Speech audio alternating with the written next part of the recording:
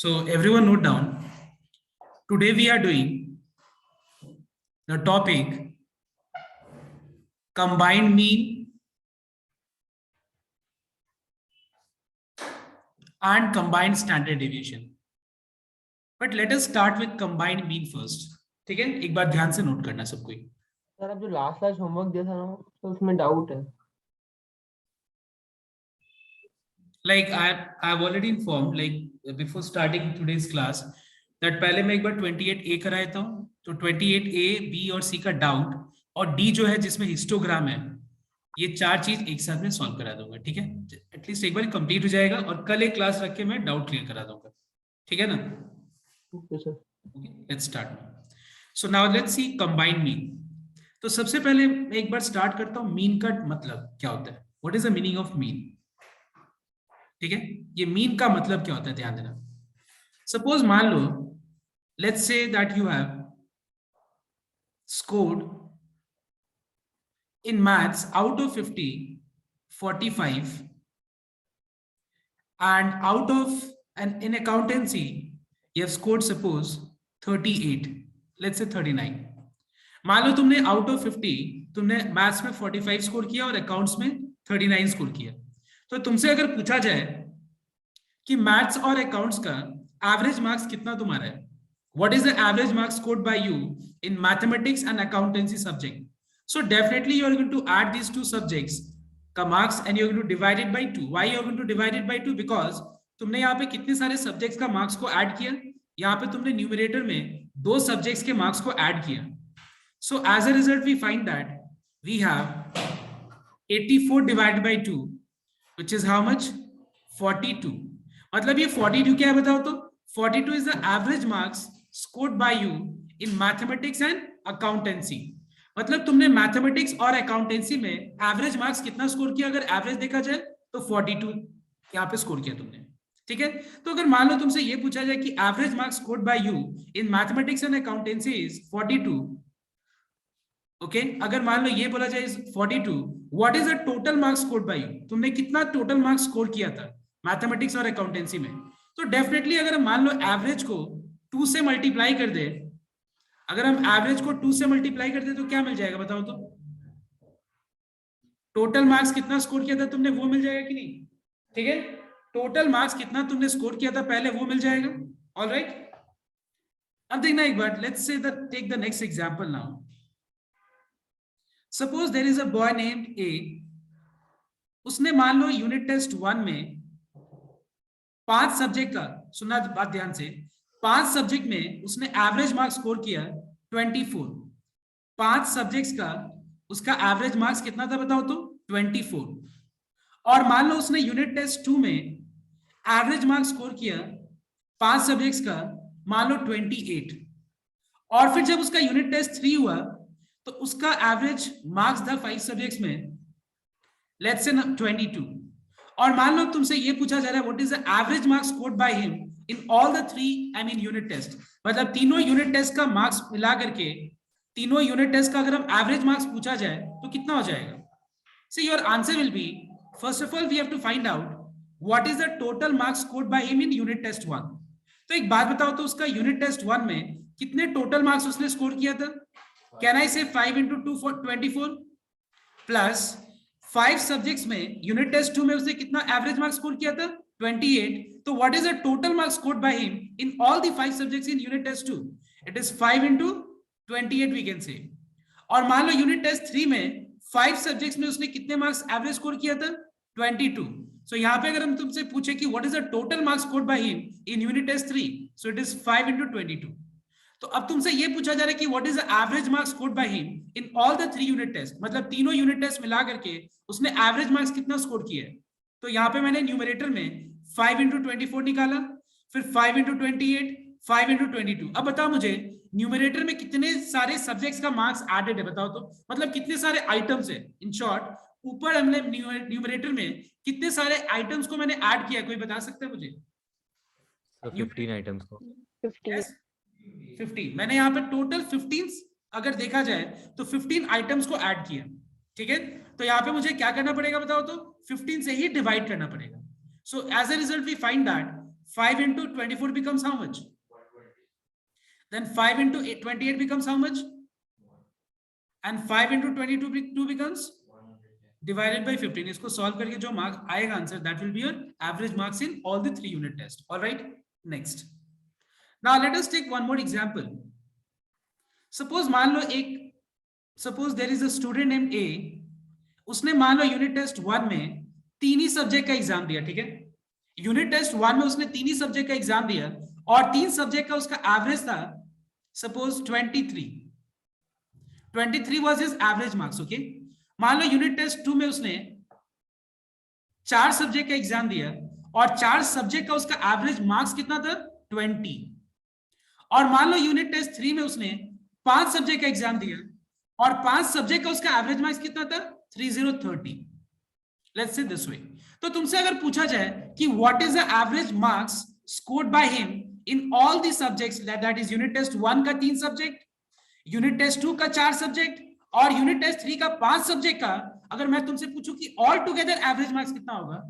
All together अगर तुमसे पूछा जाए कि what is the average marks scored by him in unit test 1 का 3 सब्जेक्ट और यूनिट टेस्ट 2 का 4 सब्जेक्ट एंड यूनिट टेस्ट 3 का 5 सब्जेक्ट, तो तुमसे भी पूछा जा रहा है, कंबाइंड मीन पूछा जा रहा है कि नहीं? What is the meaning of mean? Mean means average. मतलब अब तुमसे ये पूछा जा रहा है कि what is the combined mean? Combined mean मतलब 3 सब्जेक्ट का, 4 सब्जेक्ट का, 5 सब्जेक्ट का कंबाइंड मीन क्या होगा, ये पूछा जा रहा है।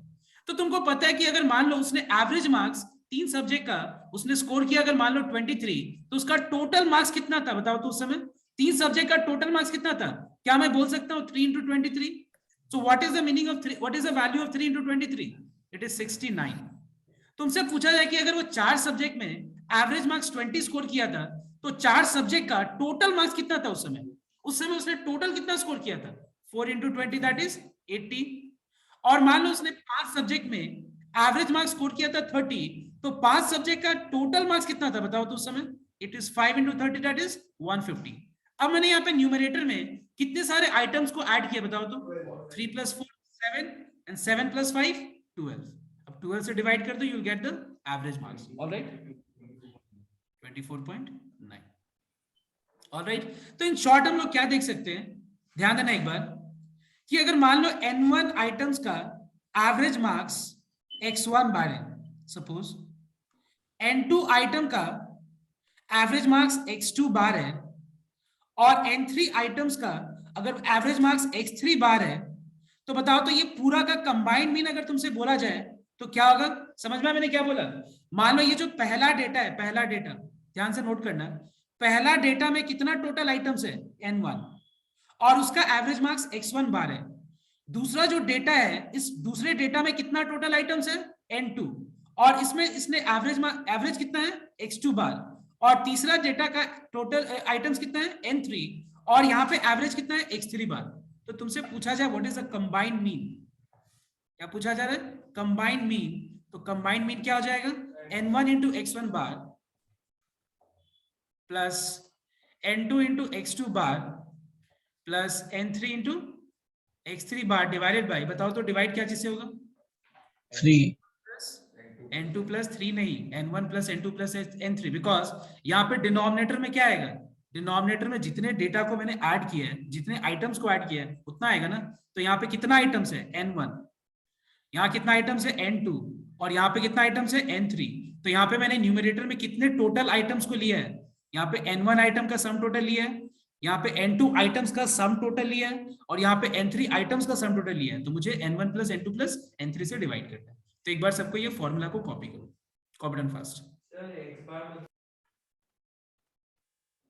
So everyone take out exercise 28A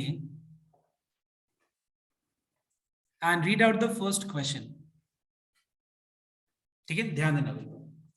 Now one set of 100 observations has the mean 15. देखना ध्यान से, यहाँ पे नंबर ऑफ ऑब्जर्वेशन और नीचे लिख रहा हूं मैं मीन। ओके, पहला वाला कॉलम में नंबर ऑफ ऑब्जर्वेशन लिख रहा हूं और दूसरे वाले रो में सॉरी मीन लिख रहा हूं। अब देखो यहाँ पे लिखा हुआ है कि 100 ऑब्जर्वेशन का 100 ऑब्जर्वेशन का मीन कितना है बताओ तो 15। उसके बाद अनदर सेट ऑफ 150 ऑब्जर्वेशन का मीन कितना है बताओ तो 16। अब यहां पे हम लोग को बोला जा रहा है what is the combined mean, देखो लिखा हुआ है find the mean of 250 observations. मतलब मुझे 100 ऑब्जर्वेशन का अलग से मीन दिया हुआ है, 150 ऑब्जर्वेशन का अलग से मीन दिया हुआ है, लेकिन अब हम लोग को कंबाइंड मीन निकालना है। तो कंबाइंड मीन का मतलब हो गया यहां पे मुझे टोटल 100 एंड 150 ऑब्जर्वेशन का मीन निकालना है। So can you tell me how to find out the combined mean of total observation? तो यहाँ पे बहुत सिंपल तरीका है। यहाँ पे हम न्यूमरेटर में क्या करेंगे, देखो अभी मैंने फॉर्मूला दिया था n1 इंटू x1 बार, n2 इंटू x2 बार, और जितना और भी अगर आइटम होगा तो n3 इंटू x3 बार, और डिवाइड मुझे क्या चीज से करना है, n1 plus n2 plus n3 से डिवाइड करना है। तो एग्जैक्टली सेम अगर मैं इस चीज को n1 मान लूं और इस चीज को x1 बार, इसको अगर मैं n2 मान लूं और इसको x2 बार, तो बताओ तो कंबाइंड मीन क्या होगा, 100 into 15 plus 150 into 16 divided by how much, divided by 15 plus 16 या 100 plus 150? क्यों बताओ तो, क्योंकि यहाँ पे मैंने न्यूमरेटर में कितने ऑब्जर्वेशंस का सम टोटल लिखा है, 100 ऑब्जर्वेशन और 150 ऑब्जर्वेशन, कितना हो गया 250। Find out what is the actual I mean answer. अच्छा 150 into 16 कितना होता है, 150 plus 16 एक बार calculation 2400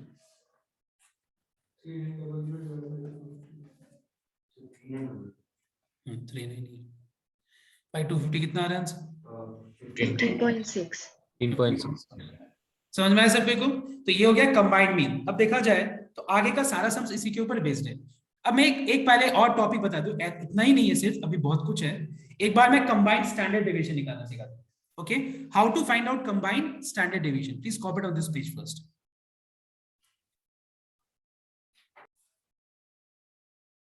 Now the second topic is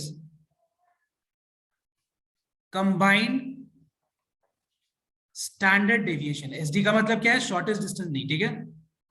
combined standard deviation, SD stands for standard deviation। Now let me just tell you one thing कि पहले हम combined standard deviation में आने से पहले ये जो मैंने combined mean का फॉर्मूला दिया है, इसमें मैं एक चीज बता दूं कि combined mean को हम लोग x बार से डिनोट करने वाले हैं, ठीक है। कंबाइंड मीन को क्या चीज से डिनोट करने वाले हम लोग, एक्स बार से डिनोट करने वाले, इस चीज को नोट करना तुम लोग, ओके। अब देखना एक बार,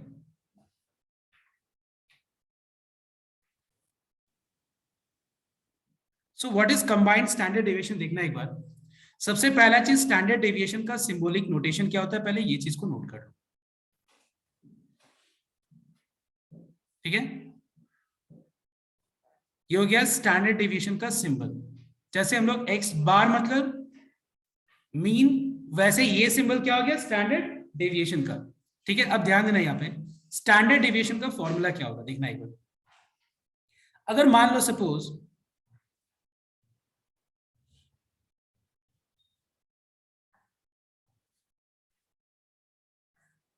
ध्यान से इस टेबल को देखना, ये कॉलम है नंबर ऑफ ऑब्जर्वेशन का, ठीक है। ये आई मीन रो है मीन का, and this row stands for standard deviation, okay.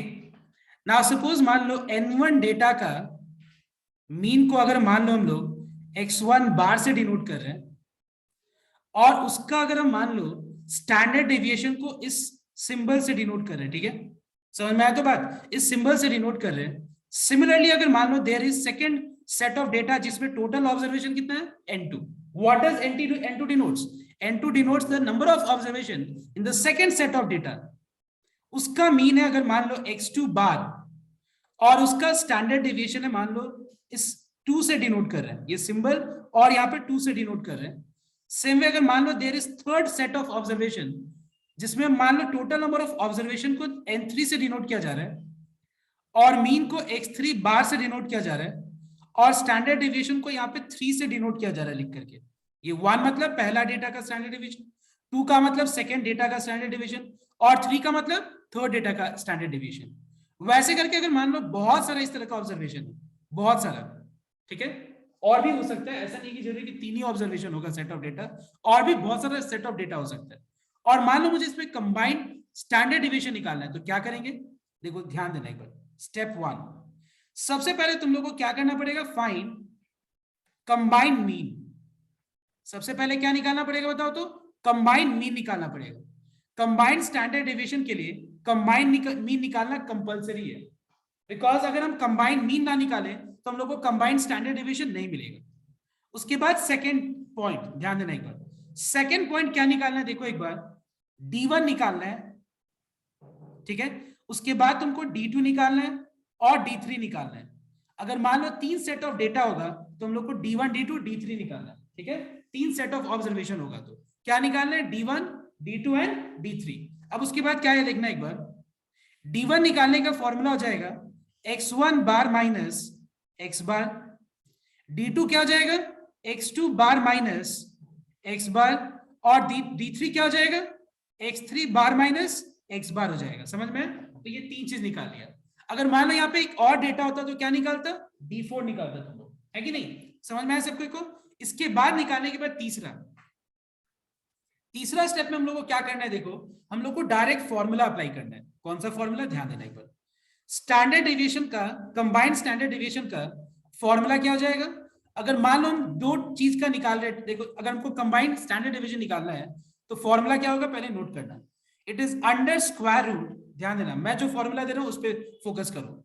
ये हो जाएगा n1 और ब्रैकेट के अंदर क्या हो जाएगा, स्टैंडर्ड डेविएशन ऑफ 1 का स्क्वायर प्लस D1 का स्क्वायर। उसके बाद अगर मान लो सेकेंड सेट ऑफ ऑब्जर्वेशन है तो n2, और उसके बाद क्या बताओ तो standard deviation of second data का स्क्वायर, और उसके बाद जो D2 निकाला है हम लोगों ने उसका स्क्वायर। एक और चीज अगर ऐड हो जाता है, कब बताओ तो, अगर तीसरा सेट ऑफ ऑब्जर्वेशन भी होगा तो।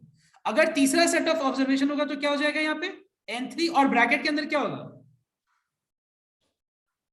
Standard deviation of third data का स्क्वायर प्लस D3 जो हम लोगों ने निकाला है उसका स्क्वायर। ऐसे करके फॉर्मूला बन जाएगा। समझ में? तो याद है, अगर मान लो यहाँ D4 होता है, मतलब D1 D2 D3 कुछ भी अगर निकालना हो तो निकालने के लिए मीन उस पर्टिकुलर सेट ऑफ ऑब्जर्वेशन का माइनस कंबाइंड मीन, इसलिए कंबाइंड मीन कंपलसरी है। डिवाइडेड बाई क्या करना पड़ेगा, यहाँ पे मुझे डिवाइड क्या चीज से करना पड़ेगा, जितना यहाँ पे मैंने ऑब्जर्वेशन लिया है उतने सारे ऑब्जर्वेशन का सम से डिवाइड करना पड़ेगा। अब हम लोग इसका एक एप्लीकेशन देखेंगे तो ये फॉर्मूला एकदम क्लियर हो जाएगा।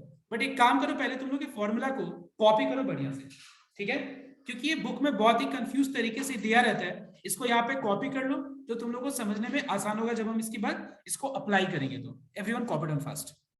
डी क्या है?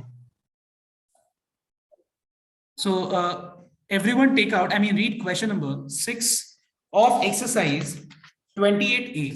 All right, read question number 6 of exercise 28A.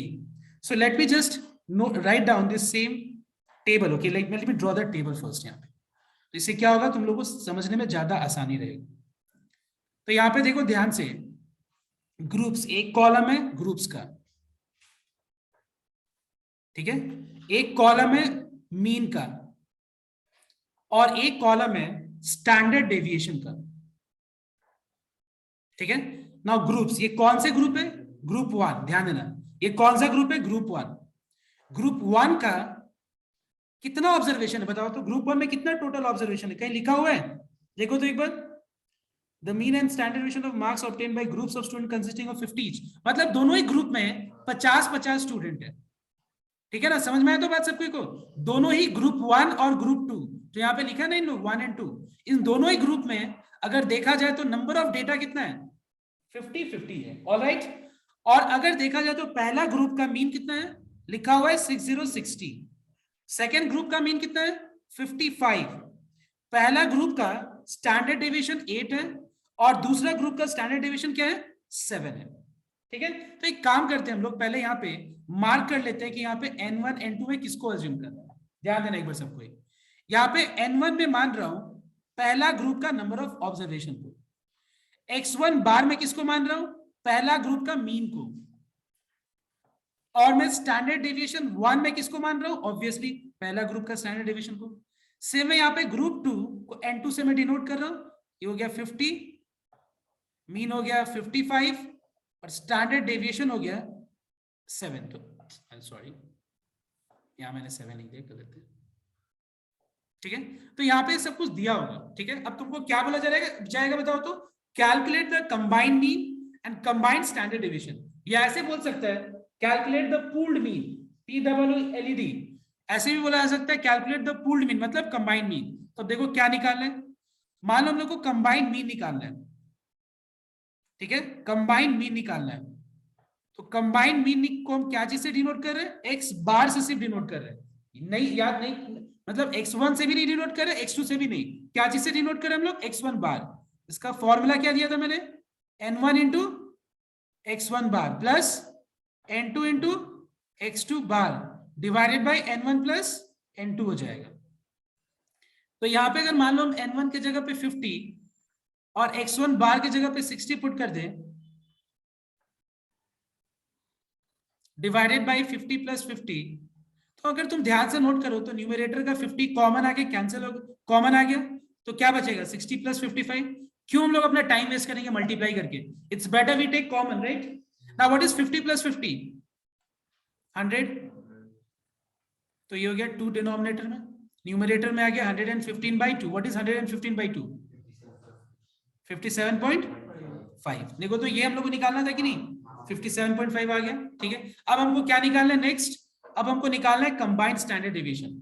तो सबसे पहले फॉर्मूला वाले पेज में जाओ सब कोई। कंबाइंड स्टैंडर्ड डेविएशन के लिए मुझे D1 का वैल्यू, D2 का वैल्यू और D3 का वैल्यू चाहिए, मतलब जितना डेटा दिया रहेगा, D3 नहीं, यहाँ पे D1 D2 दो ही चीज चाहिए। तो यहाँ पे D1 D2 निकालने के लिए पहले हम क्या करेंगे देखना एक बार, I am just doing here only, यहाँ पे तुम लोग को समझ में ज्यादा अच्छे से आएगा, अदरवाइज मैं दूसरे पेज लेता हूँ तो समझ में कम आएगा, ठीक है। अब हम D1 निकालते हैं। Now what is D1, D1 is x1 bar minus x bar. So what is x1 bar? 60. What is x bar? 57.5. तो कितना हो गया ये, 2.5 हुआ कि नहीं। उसके बाद मैं D2 निकालूंगा, D2 क्या हो जाएगा, x2 बार माइनस x बार। यहाँ पे x2 बार कितना है बताओ एक बार, 55 है, और यहाँ पे x बार कितना है 57.5। कितना आ गया ये, कितना है ये, -2.5 ना, -2.5। तो यहाँ पे मुझे कंबाइंड स्टैंडर्ड डेविएशन निकालने के लिए मुझे ये सारे चीज की ही जरूरत है, D1 और D2, बाकी सब तो पता ही है हम लोग को। अब फॉर्मूला पे कंसंट्रेट करना। अच्छा ये तो किसी को कंफ्यूजन नहीं है ना कि मैंने यहाँ पे D3 क्यों नहीं निकाला, यहाँ पे तीसरा सेट ऑफ ऑब्जर्वेशन है ही नहीं, तो यहाँ पे हम D3 निकालेंगे कैसे। Alright everyone, so now let's apply the formula, let's use the formula now. तो फॉर्मूला तुम लोग बताना क्या है, कंबाइंड स्टैंडर्ड डेविएशन का फॉर्मूला, कंबाइंड स्टैंडर्ड डेविएशन का फॉर्मूला क्या हो जाएगा, स्क्वायर रूट के अंदर क्या हो जाएगा n1 और ब्रैकेट में क्या होगा 1 का स्क्वायर, पहला स्टैंडर्ड डेविएशन का स्क्वायर, और उसके बाद D1 का square plus n2 into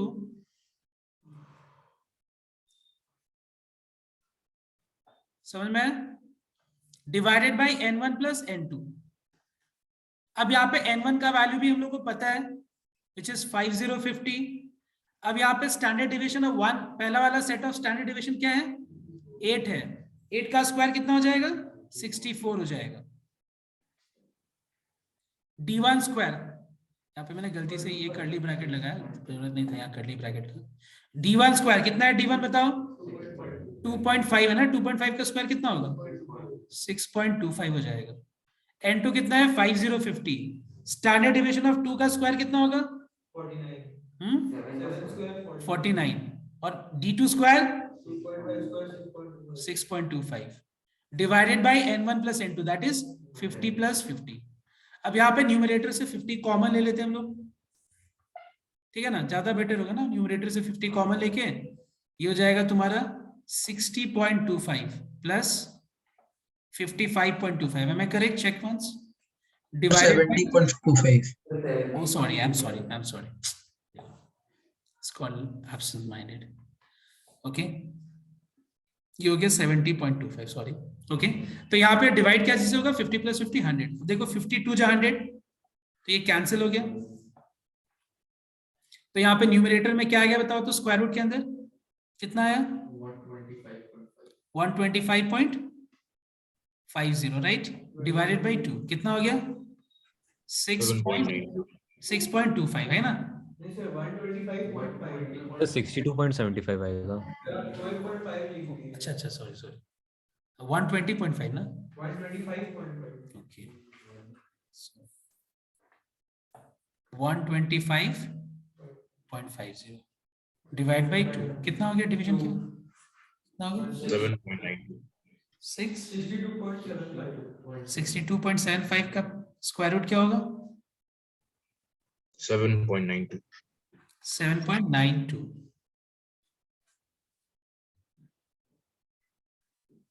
Is it 7.92? हाँ सर 7.92 आया। Okay, so this is your answer. तो आई थिंक बहुत इजी था, समझ में आया। तो एक बार फटाफट इसको कॉपी कर लो, फॉर्मूला भी समझ में आ गया और उसका एप्लीकेशन भी मैंने दिखा दिया। बस यहाँ पे एक ही चीज एक्स्ट्रा है, आई मीन एक चीज ध्यान रखना है, क्या बताओ तो, कि अगर मान लो यहाँ पे और भी सेट ऑफ ऑब्जर्वेशन होता तो ये और इसमें कुछ जुड़ जाता, ठीक है, बस इस चीज को ध्यान रखना। तो चलो ये पेज और दूसरा वाला पेज दोनों कॉपी करो, this and the other page, second one, copy first.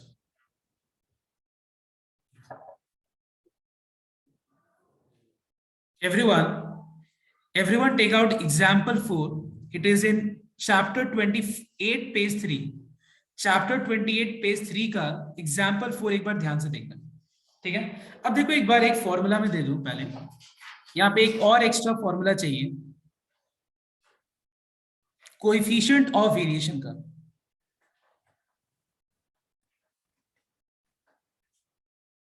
ठीक है। Now, what is coefficient of variation? It is standard deviation divided by mean into 100. ठीक है? What is coefficient of variation? It is standard deviation by mean into 100. अब एक बार ध्यान से note करना, ये जो सब तुम लोग को दिख रहा है एग्जाम्पल 4 में यहाँ पे भी दो सेट ऑफ वैल्यूज ही है। एग्जाम्पल 4 में एक है तुम्हारा फैक्ट्री A और एक है factory B. Let me just make the table here so that everyone will be able to understand properly क्या है ये। तो यहाँ पे फैक्ट्री है, then you have number of employees,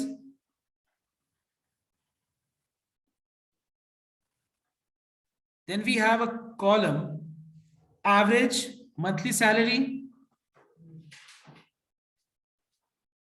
ठीक है, और एक कॉलम है standard deviation of monthly salary, SD of monthly salary, MS I am writing in short, ठीक है।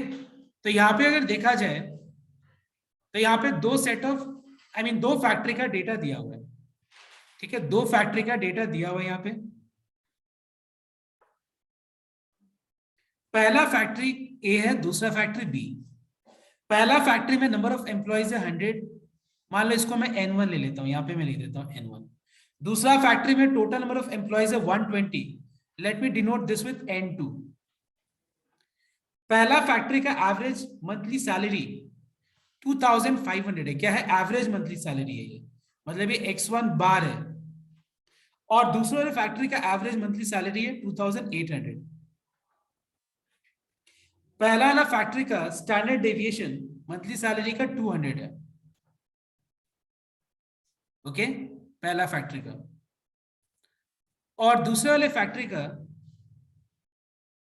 250 है, okay. And what we have to find out, ध्यान देना, पहला पॉइंट हम लोग को निकालना है pooled mean and pooled standard deviation. तो बताओ तो पूल्ड मीन मतलब क्या होता है, combined mean. And what is pooled standard deviation, combined standard deviation. मतलब इन शॉर्ट तुमको नंबर 1 में पूल्ड मीन मतलब कंबाइंड मीन और कंबाइंड स्टैंडर्ड डेविएशन निकालना। एक्चुअली मैं ये सब मैं क्यों करा रहा हूं देखना एक बार।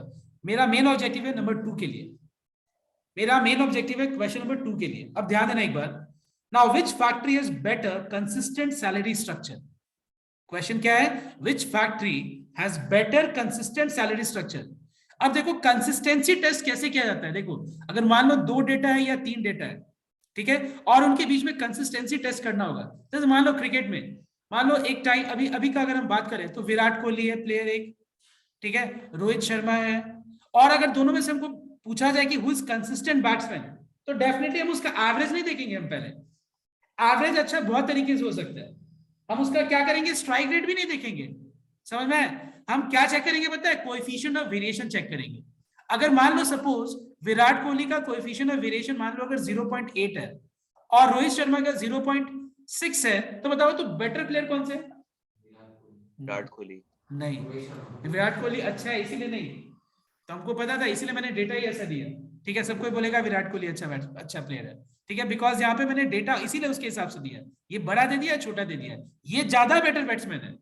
बताओ तो क्यों? क्योंकि 0.6 क्या लेस है, मतलब कोएफिशिएंट ऑफ वेरिएशन लेस है।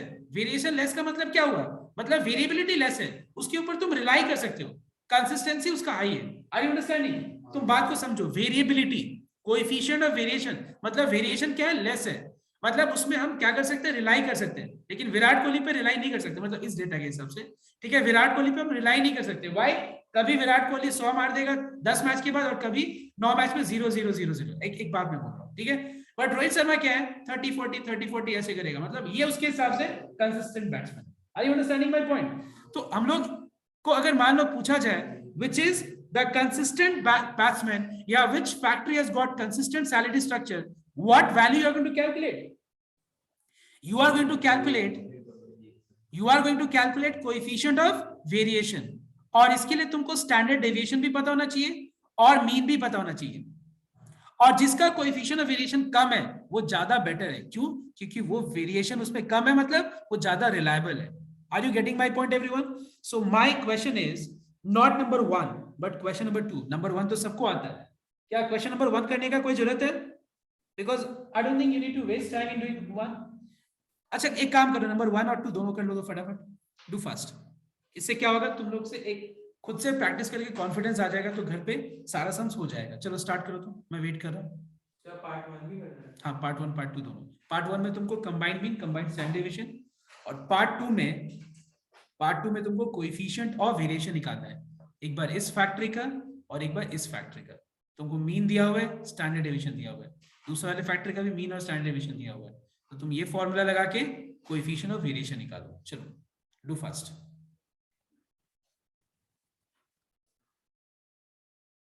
Now I want your attention everyone.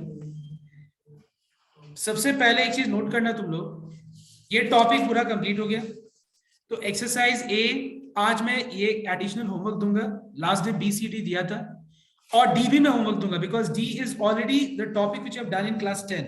I can see histogram, तो ये पूरा कंप्लीट करके आज रेडी रखो तुम लोग होमवर्क का सारा डाउट्स, हम लोग कल को एक क्लास टाइम में इसका डाउट क्लियर कर लेंगे, ठीक है। So this much for today, okay, thank you everyone.